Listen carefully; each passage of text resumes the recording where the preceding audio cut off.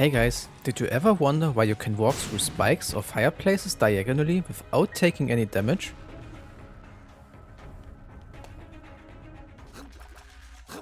Or did you run into situations where you got confused how something hit you or something did not hit you?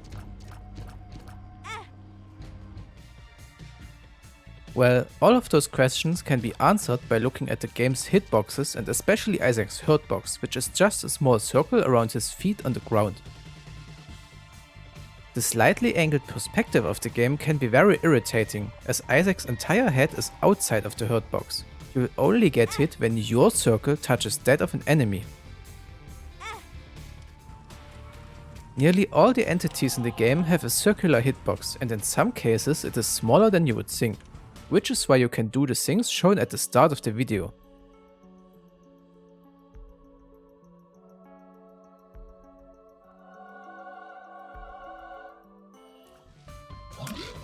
The circular hitboxes can feel very arbitrary at times. They can be smaller but also bigger than the enemy's model, and it gets even more confusing when they fly.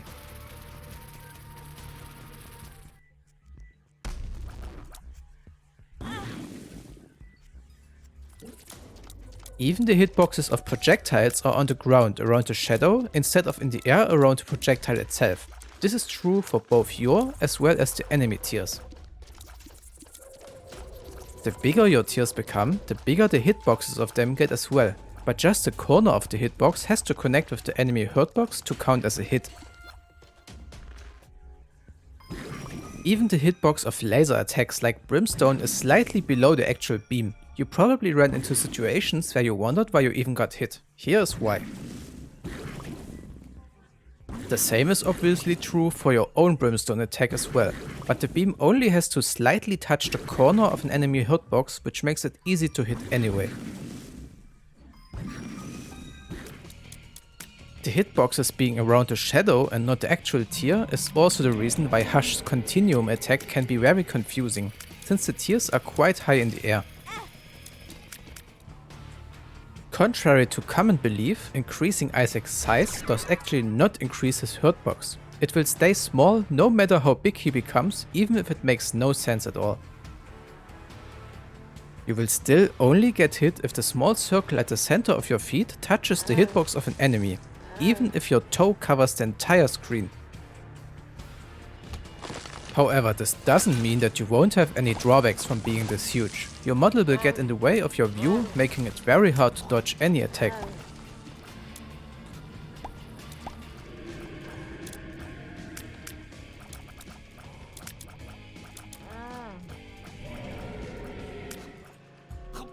Getting smaller on the other hand will shrink Isaac's hurtbox at the same rate as the size down. The smaller you become, the easier it will be to evade enemies.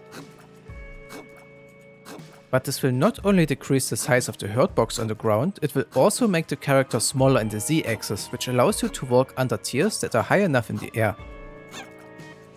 Here you can see that the shots only hit me at the start and the end of their trajectory when the tiers are lower to the ground.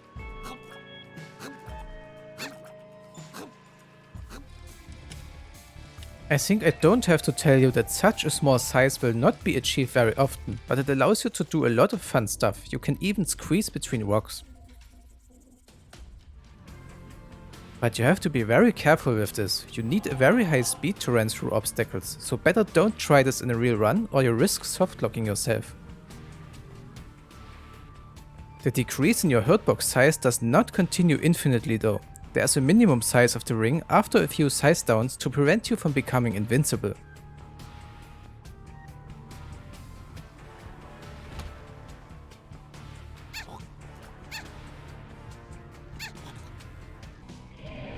But this is only relevant for any form of contact damage. Being this small will make you basically immune to all projectiles and make bosses like Hush trivial.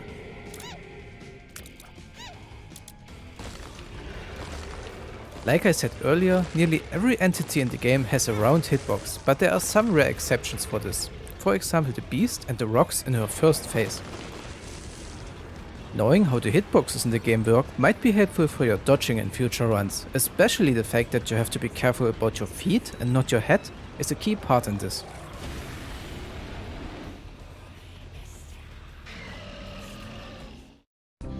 He's the number one. Isaac! God's favorite son. His flowing robes reach down from